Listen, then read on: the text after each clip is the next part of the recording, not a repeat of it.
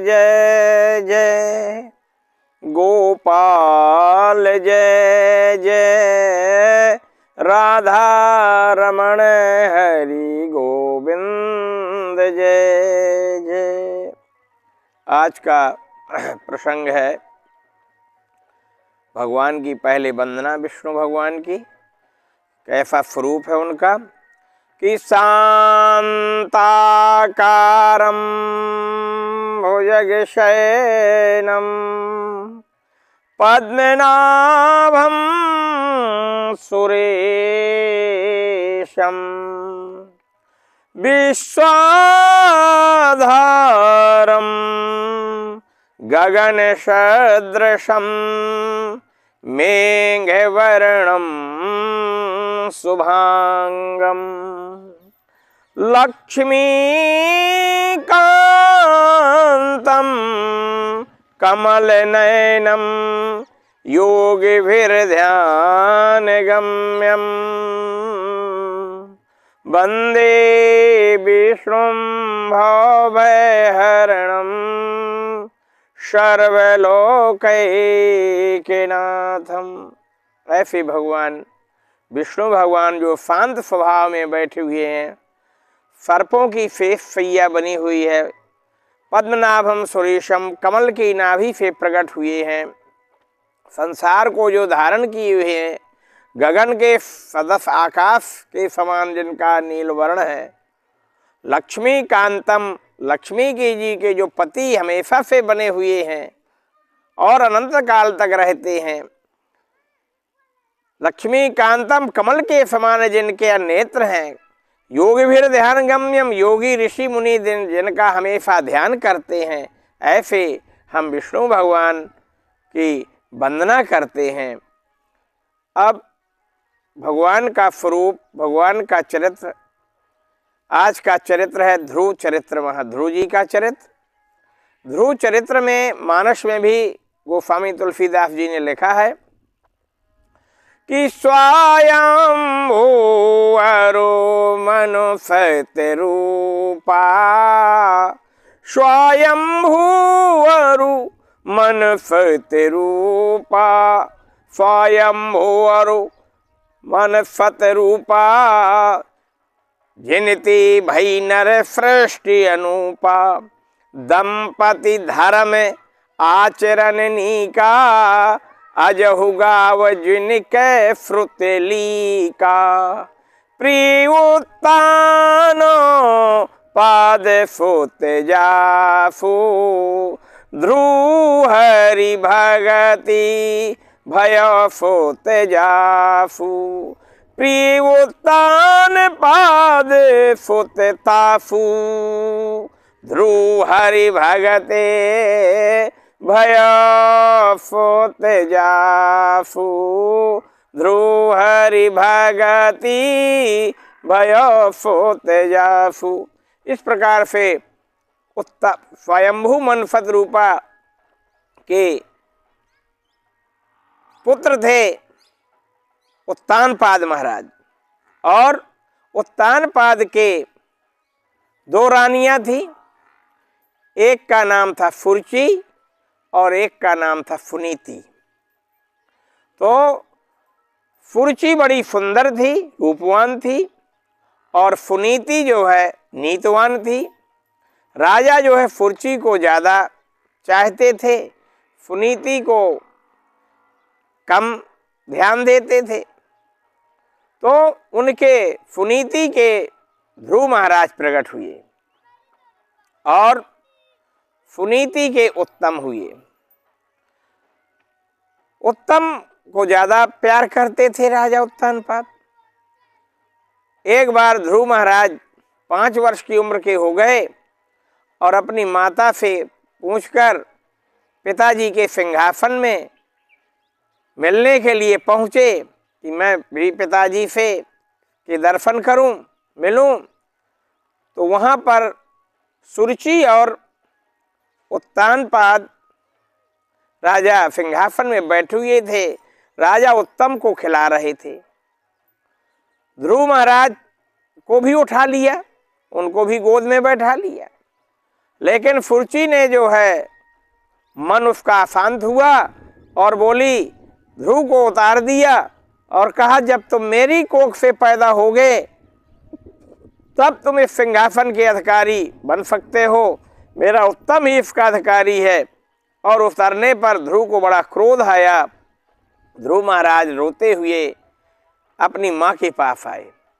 माँ से कहा, माँ मैं पिताजी से मिलने गया, पिताजी ने उत्तम भैया को तो गोद में लिए थे और मुझको जो है उतार दिया सिंहासन से। तो सुनीति को बड़ा दुख हुआ और उन्होंने कहा, बेटा ठीक कह रही हैं, जब भगवान का तप करने पर ही उच्च सिंहासन पद की प्राप्ति होती है।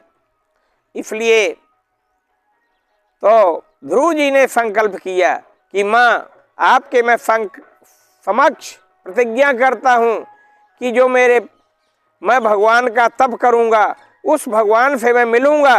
वो कहाँ रहते हैं भगवान, और मैं उनसे जा कर के कहूँगा कि मुझे भी उच्च पद प्राप्त दिलाइए। इस प्रकार से माँ दिन की चर्चा हुई सायंकाल, शाम के माँ सो गई सुनीति, लेकिन ध्रुव को क्यों नींद नहीं आ रही थी, वो तो भगवान की प्राप्ति के लिए चिंतित थे। उच्च पद प्राप्त दिखाई दे रहा था नजरों में। सोते हुए माँ को छोड़ करके ध्रुव महाराज वृंदावन धाम की तरफ निकल गए। जब रास्ते में गए तो भयंकर उन्हें भयावह दिखाई दिया, और तो इस 5 वर्ष के बालक को जंगल में घूमते हुए देख करके लक्ष्मी जी महारानी को दया आ गई और विष्णु भगवान से कहा कि भाई अपने नारद जी को भेजो और ये बालक अर्धरात्रि के जंगल में भटक रहा है, उसको मार्ग बताएं, रास्ता दें। तो ध्रुव महाराज जी को नारद जी मिले। नारद जी ने समझाया कि बेटा तुम छोटे हो, बड़े बड़े ऋषि मुनियों को दर्शन बड़ा कठिन से प्राप्त होते हैं भगवान के, जाओ अभी घर में ही रहकर भजन करो। बोले मैं किसका भजन करूं, मैं ये नहीं जानता हूं। नारद जी ने कहा, हम तुम्हें मंत्र देते हैं। ओम नमो भगवते वासुदेवाय, ओम नमो भगवते वासुदेवाय, नंद नंदनाय यशोदा नंदनाय, ओम नमो भगवते वासुदेवाय, नंद नंदनाय यशोदा नंदनाय।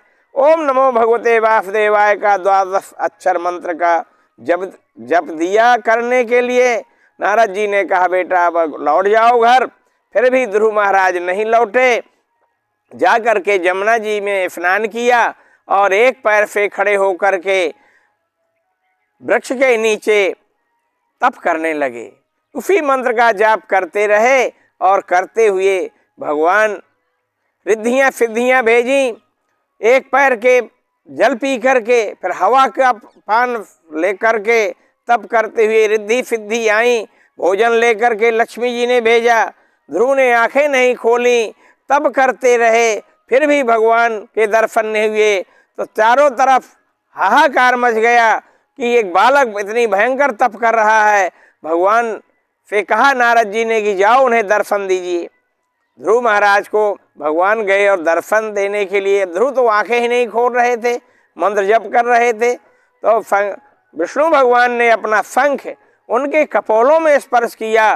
ध्रुव की आंखें खुली, देखा चतुर्भुज रूप धारण की हुई विष्णु भगवान दर्शन दे रहे हैं। उनके चरणों के नीचे गिर पड़े। भगवान ने ध्रुव, छोटे से बालक ध्रुव को उठा लिया और कहा, बेटा घर जाओ, क्या चाहते हो तुम?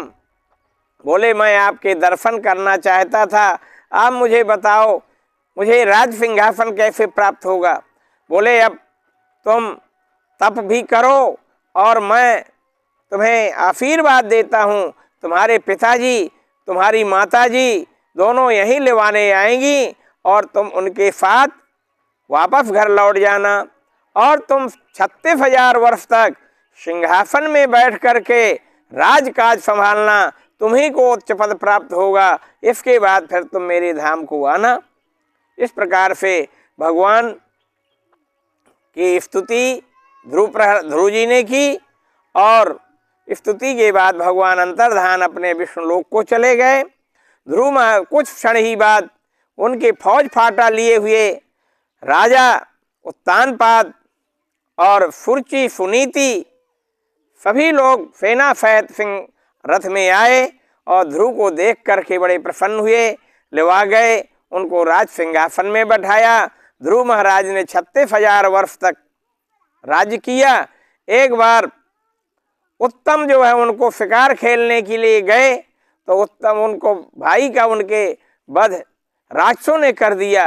तब उनको क्रोध आया और धनुष बाण लेकर के ध्रुव महाराज निकल गए, हजारों सैकड़ों राक्षसों का वध किया।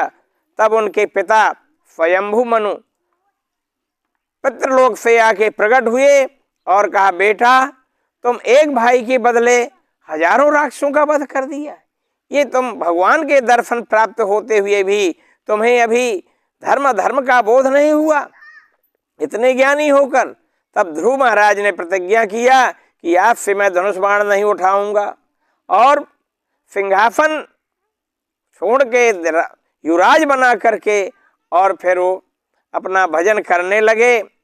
एक बार काल रूपी मृत्यु यमलोक यमराज धर्मराज आए और कहा, ध्रुव महाराज आपको अब भी मृतलोक से का समय पूरा हो गया है, लेकिन हम आपको जबरदस्ती नहीं ले जा सकते। तो उन्होंने नीचे पड़ गए पैरों में और ध्रुव महाराज से कहा कि महाराज अपने चरणों को हमारे सिर पर रख दो। ध्रुव महाराज ने जब सोचा कि ये भक्त है, मेरा चरण अपने सिर पर रखना चाहता है, ध्रुव जी ने रख दिया। उतने में ही ध्रुव महाराज के प्राण निकल गए। तो सुंदर विमान आया और विमान में जा करके भगवान के दूत गण धर्मराज सहित सुंदर उनकी जो है सुशोभित पुष्पमालाओं से वर्षा करते हुए उत्तर दिशा की ओर उत्तर ध्रुव तारा के रूप में प्रकट हुए। ध्रुव महाराज ने कहा कि माँ का मेरी विमान कहाँ है, रोकिए अभी। उन्होंने कहा, देखिए माँ तुम्हारी फुर्ची सुनीति दोनों वहाँ पहुँच चुकी हैं और तुम उन्हीं के बीच में ध्रुव तारा के नाम से प्रसिद्ध रहोगे। इस प्रकार से ध्रुव महाराज का चरित्र भगवान भागवत में आया है कि जो ऐसे नारद जी के शिष्य हुए ध्रुव और प्रहलाद, जिन्हें भगवान नारद जी ने ही उनको जो है उपदेश दिया और वो परम पद को प्राप्त हुए। आया है श्लोक कि जयति जयति जगताम जस्विकाया धवस्ते वचन रचन में कम केवलम चाकल्यो ध्रुपदिमपियातो कृपायो ध्रुवोयम सकल कुफल शास्त्रम ब्रह्मपुत्रम नतोष्मि।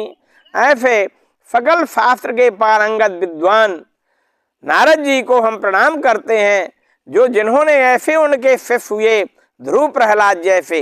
ध्रुव जी ने अटल पद को प्राप्त किया। इसी प्रकार से अगला प्रसंग कल होगा। गोविंदाय नमो नमः।